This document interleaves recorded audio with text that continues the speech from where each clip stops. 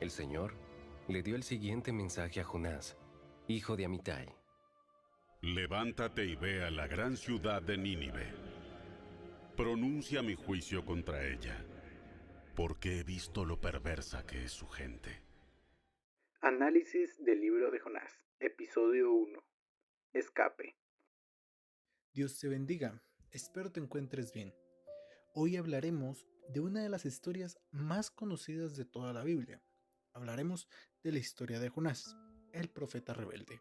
Por lo general, tendemos a encasillar esta historia como si fuera una historia únicamente para niños, e ignoramos el gran peso narrativo y las enseñanzas que esta historia tiene para ofrecer. Es por eso que en la reflexión de hoy te traigo el primer capítulo de la historia de Jonás.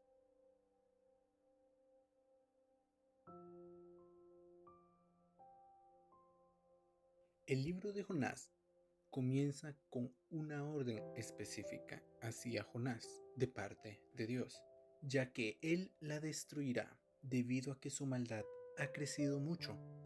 Mas sin embargo Jonás no hace caso al mandato divino y se va hacia otro lugar, específicamente hacia la ciudad de Tarsis.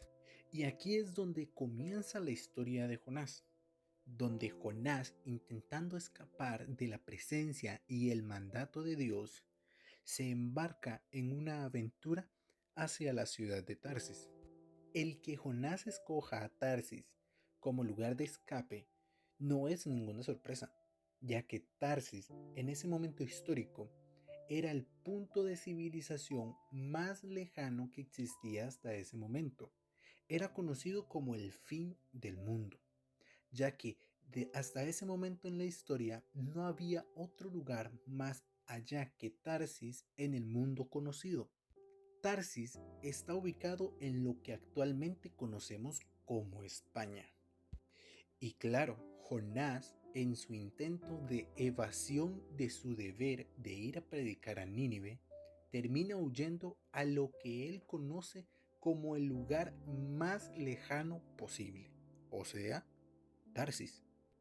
Aunque claro, aquí nos nace una pregunta, porque Jonás está dispuesto a ir al lugar más lejano del cual él tiene conocimiento y así no predicarle a los ninivitas.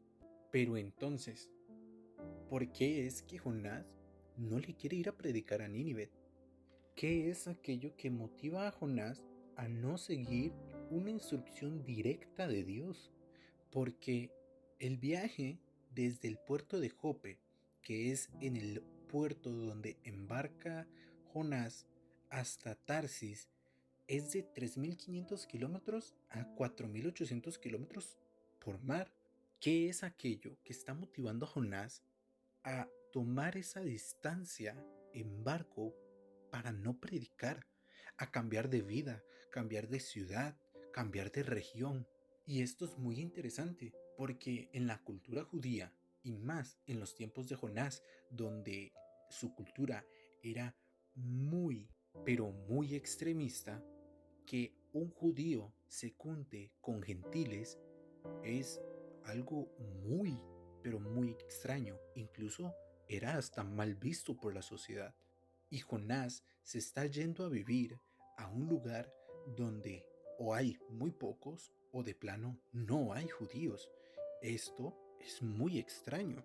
¿Qué clase de motivación tiene que tener Jonás para hacer todo esto solo para no ir a predicar a Nínive?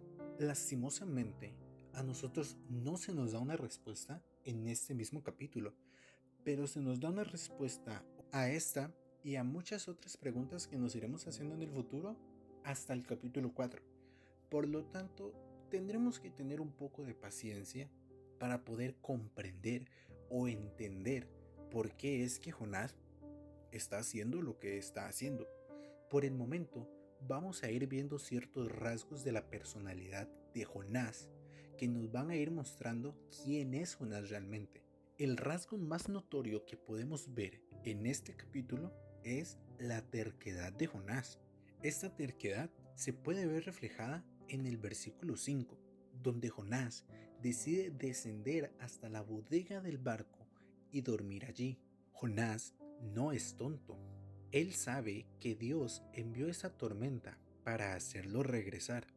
Pues en el versículo 12, después de que los tripulantes echan suerte, él dice: échenme al mar y el mar se calmará. O sea que él comprende la situación.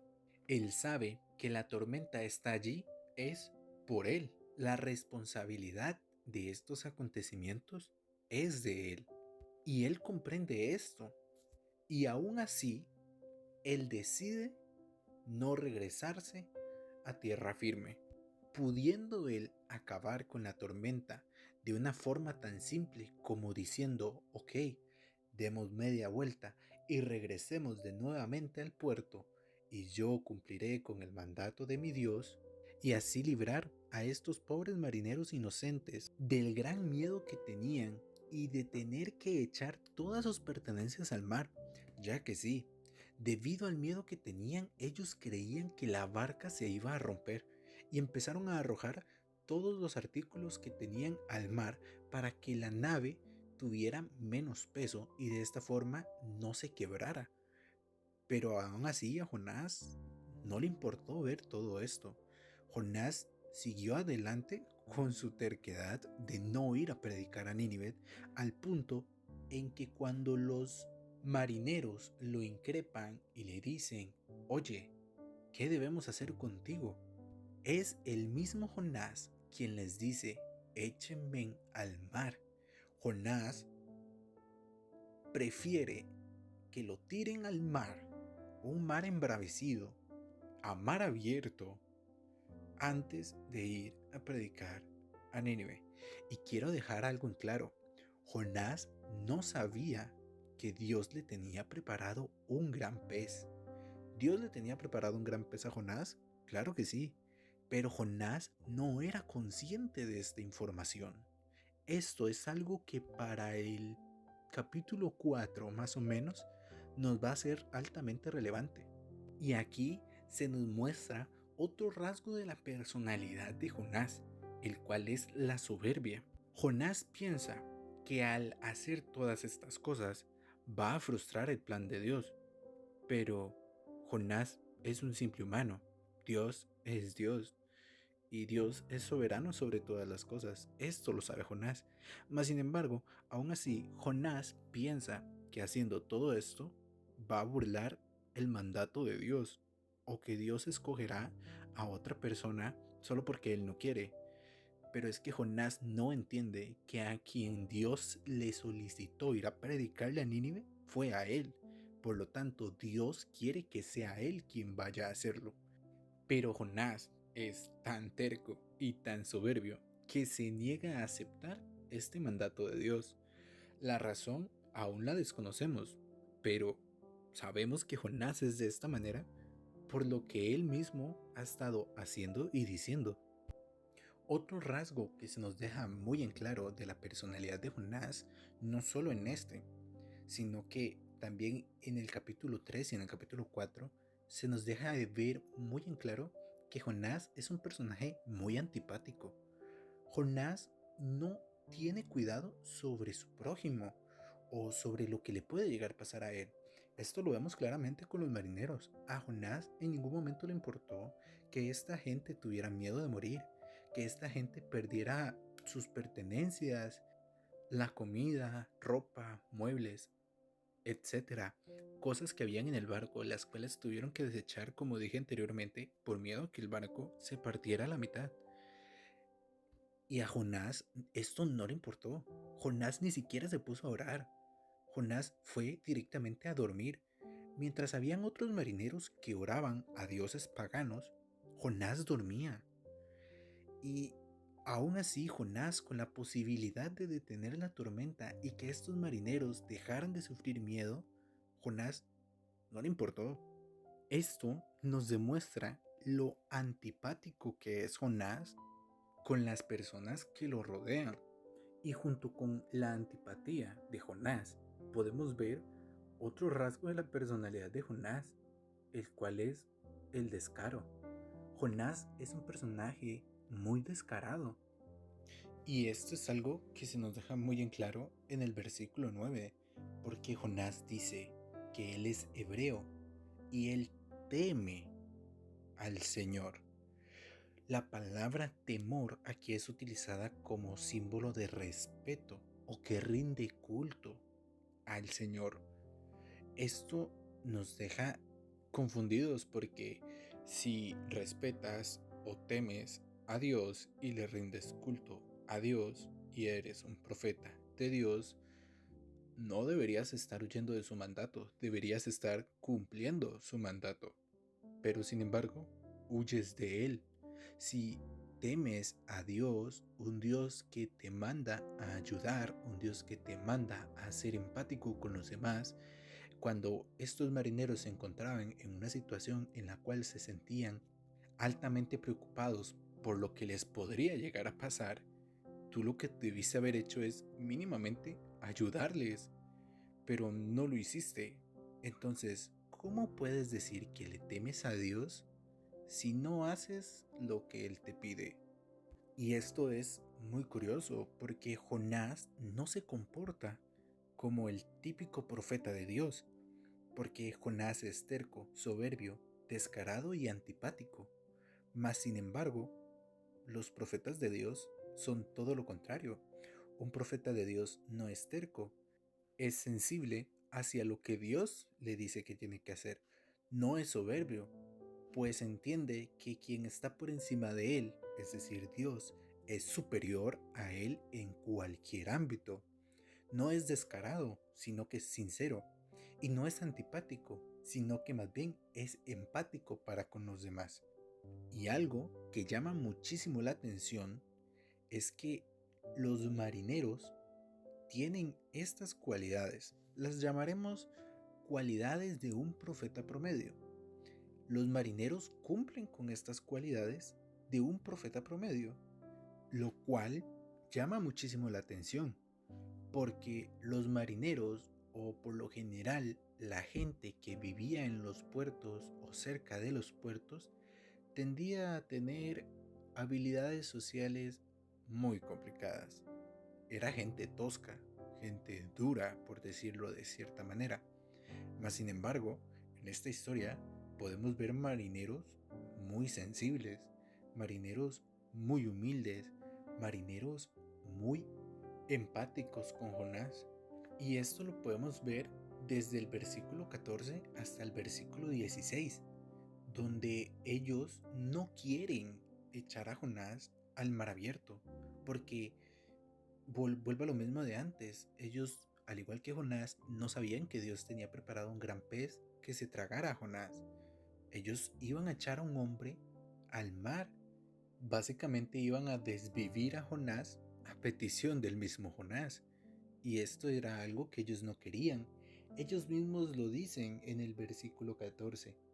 Dicen, y si es inocente, no nos hagas responsables de su muerte, porque tú, Señor, actúas conforme a tu voluntad. Y algo que me llama muchísimo la atención en el caso de los marineros es que al final los marineros voltean su mirada hacia Dios, hacia el Dios de Jonás. Dejan sus ídolos a un lado para ahora rendirle culto a Dios. Esto es impresionante porque demuestra que los marineros empiezan a tener temor de Dios. Jonás dijo tener un supuesto temor de Dios y aún así no hizo lo que Dios le solicitó. Mas sin embargo, los marineros, presenciando una única vez el poder de Dios, cosa que Jonás ya había presenciado antes, pero los marineros presenciando una única vez el poder de Dios, se rinden ante Él, mostrando mayor sensibilidad que aquel que decía ser profeta de Dios.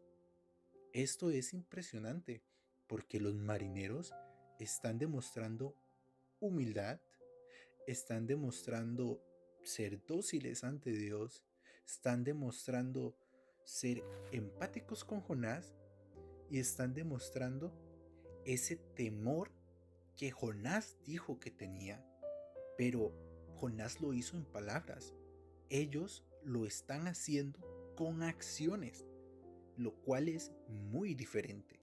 Y esto es algo que muchas veces nos ocurre en nuestro día a día, donde se supone que yo soy cristiano, mas sin embargo, muchas veces no actúo como lo que se supone que soy.